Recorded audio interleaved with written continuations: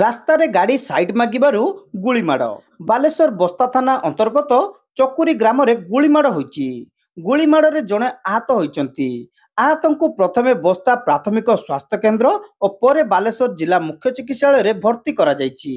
ଗୁଳିମାଡ଼ରେ ଆହତ ହୋଇଥିଲେ ଶ୍ରୀରାମପୁର ପଞ୍ଚାୟତର ନିମା ଗାଁର ସୁଧାଂଶୁ ଶେଖର ଜେନା।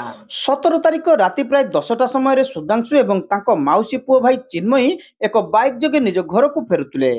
ଚକୁରୀ ଗାଁରେ ଦୁଇଟି ବାଇକ୍ରେ 3 ଜଣ ଯୁବକ ଆସି ତାଙ୍କ ଗାଡ଼ିକୁ ଅଟକାଇଥିଲେ।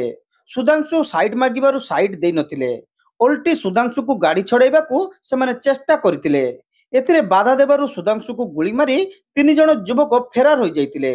ସୁଧାଂଶୁଙ୍କ ଆଣ୍ଠୁରେ ଗୁଳି ବାଜିବାରୁ ସେ ଆହତ ହୋଇଥିଲେ। ପ୍ରଥମେ ତାକୁ ବସ୍ତା ଗୋଷ୍ଠୀ ସ୍ୱାସ୍ଥ୍ୟ କେନ୍ଦ୍ରରେ ଭର୍ତ୍ତି କରାଯାଇଥିବା ବେଳେ ପରେ ବାଲେଶ୍ୱର ମୁଖ୍ୟ ଚିକିତ୍ସାଳୟକୁ ସ୍ଥାନାନ୍ତର କରାଯାଇଥିଲା। ବସ୍ତା ଥାନାରେ ଲିଖିତ ଅଭିଯୋଗ ହେବା ପରେ ଘଟଣାସ୍ଥଳରେ ପୋଲିସ ପହଞ୍ଚି ତଦନ୍ତ ଆରମ୍ଭ କରିଛି।